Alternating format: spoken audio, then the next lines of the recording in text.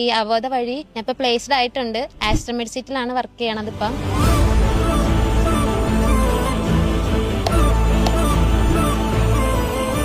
Degree കഴിഞ്ഞ് നിന്നെയായിരുന്നു. അങ്ങനെ ഏത് കോഴ്സ് എടുക്കണമെന്ന് പറഞ്ഞ് നിന്നെയാ.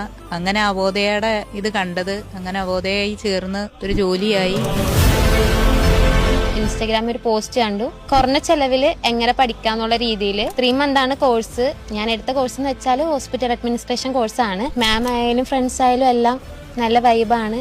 ഇപ്പം ഈ ഒരു ദിവസം ഗ്രാജുവേറ്റ് ആയതിൽ വളരെയധികം സന്തോഷമാണ്.